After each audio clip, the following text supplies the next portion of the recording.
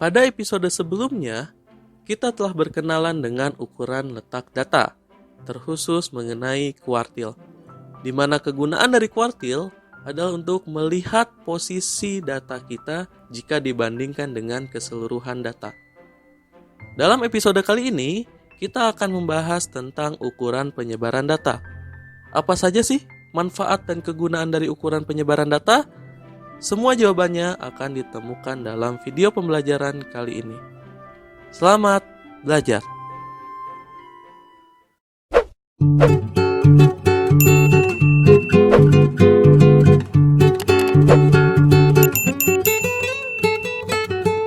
Assalamualaikum warahmatullahi wabarakatuh.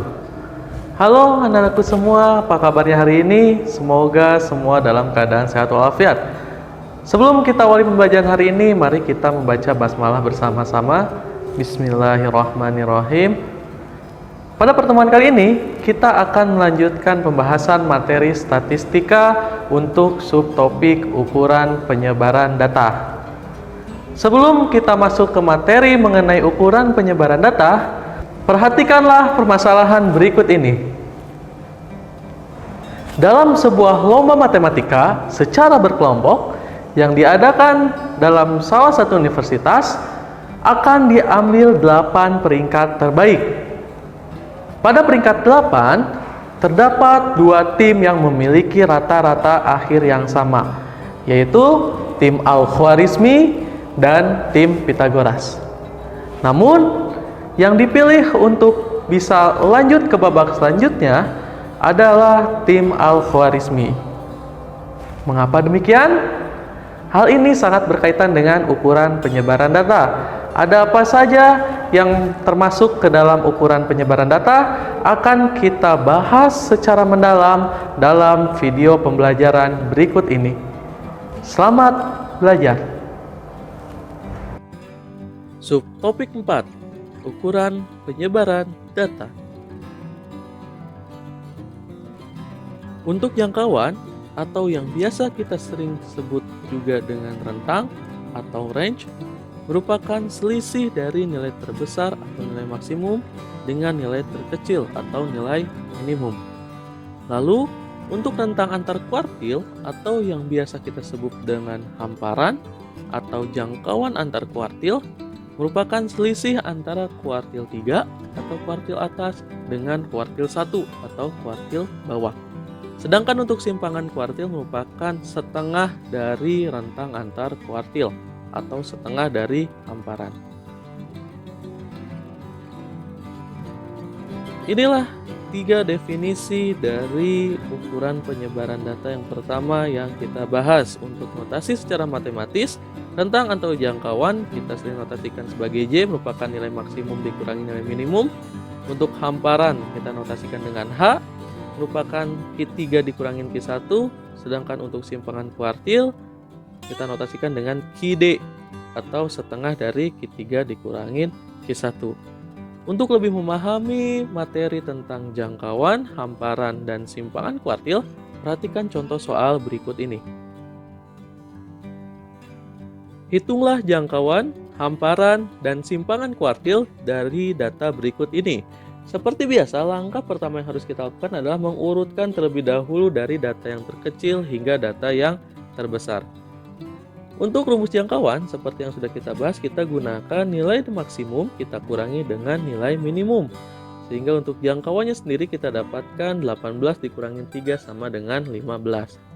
Untuk hamparan, kita gunakan rumus Q3 dikurangin Q1. Kita harus cari terlebih dahulu Q3-nya berapa dan Q1-nya berapa. Dari sini kita dapatkan bahwa nilai hamparan dari data tersebut adalah 13,5 untuk Q3 kita kurangin dengan 5,5 untuk Q1. Sehingga kita dapatkan hamparannya adalah 8. Sedangkan untuk simpangan kuartil merupakan setengah dari nilai hamparan. Sehingga kita dapatkan simpangan kuartilnya adalah setengah dari 8 sama dengan 4. Itulah contoh untuk ukuran penyebaran data yang pertama mengenai jangkauan, hamparan, dan juga simpangan kuartil. Untuk yang kedua yang akan kita bahas adalah simpangan rata-rata. Simpangan rata-rata atau deviasi min adalah rata-rata jarak antara nilai-nilai data menuju rata-ratanya. Kegunaannya adalah untuk mengetahui seberapa jauh nilai data menyimpang dari rata-ratanya. Biasanya, kita notasikan dengan SR dengan rumus 1 per N dikali sigma I dari 1 sampai N untuk nilai mutlak dari XI dikurangin X bar.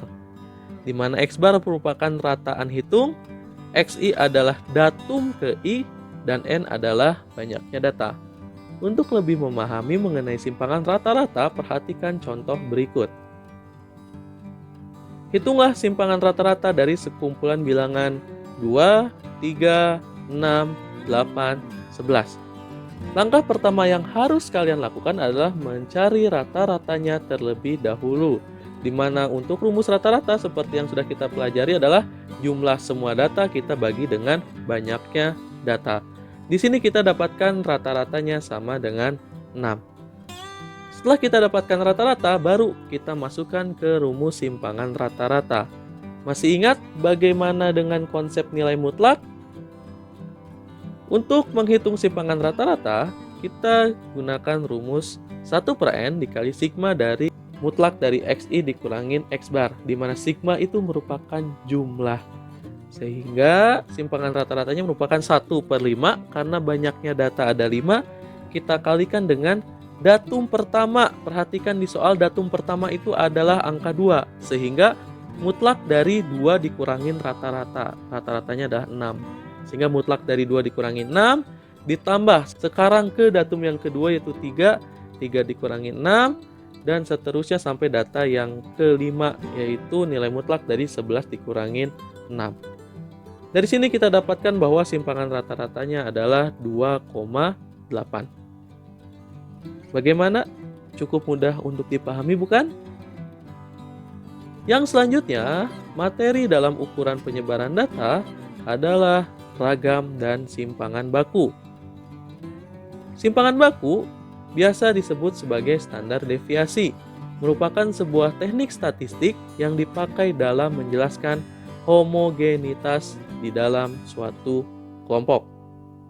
Simpangan baku juga diartikan sebagai suatu nilai statistik yang seringkali dipakai dalam menentukan bagaimana sebaran data yang ada di dalam sampel dan juga seberapa dekat titik data individu dengan rata-rata nilai dari sampel itu sendiri. Untuk rumus ragam dan simpangan baku, kita gunakan rumus berikut. Di mana ragam notasinya adalah S kuadrat sama dengan 1 per N dikali sigma I dari 1 sampai N XI dikurangin X bar dikuadratkan. Untuk rumus ragam sendiri tidak terlalu jauh berbeda dengan simpangan rata-rata. Bedanya apabila simpangan rata-rata merupakan mutlak dari XI dikurangin X bar, sedangkan untuk ragam sendiri XI dikurangin X bar kita kuadratkan. Sedangkan untuk simpangan baku itu merupakan akar kuadrat dari ragam. Sehingga untuk mencari simpangan baku kita harus mencari terlebih dahulu nilai ragamnya berapa, nanti baru kita akarkan. Untuk lebih memahami, perhatikan contoh soal berikut ini. Hitunglah ragam dan simpangan baku dari sekumpulan bilangan 2, 3, 6, 8, 11. Soal yang sama dengan contoh soal simpangan rata-rata. Maka kita sudah dapatkan untuk rata-ratanya sendiri tadi adalah 6. Kita akan menghitung ragam terlebih dahulu, di mana ragam dengan notasi S kuadrat sama dengan 1 per N. Banyaknya data ada 5, berarti 1 per 5. Kita kalikan dengan datum ke-1 itu ada 2 dikurangin dengan rata-ratanya 6, lalu kita kuadratkan. Dengan cara yang sama dengan simpangan rata-rata tadi, hingga data yang terakhir adalah 11, kita kurangin dengan rata-ratanya 6, lalu kita kuadratkan. Dengan menggunakan operasi hitung matematis, kita dapatkan bahwa ragamnya adalah 10,8. Sehingga untuk simpangan bakunya sendiri merupakan akar dari 10,8, yaitu 3,29. Begitulah contoh untuk ragam dan simpangan baku. Jadi, yang harus kalian pahami di sini ada rumus mengenai simpangan rata-rata dan juga rumus mengenai ragam. Berbeda tapi hampir sama. Sedangkan untuk simpangan baku itu merupakan akar kuadrat dari ragam. Itulah penjelasan materi mengenai ukuran penyebaran data. Kita sudah mempelajari tentang jangkauan, hamparan, simpangan kuartil, lalu juga ada simpangan rata-rata, dan yang terakhir merupakan ragam dan simpangan baku. Untuk selanjutnya, kalian bisa simak video mengenai contoh soal UTBK mengenai ukuran penyebaran data. Silahkan kalian cermati dan pahami tipe soal UTBK mengenai ukuran penyebaran data yang akan dibahas secara khusus pada video pembelajaran setelah ini.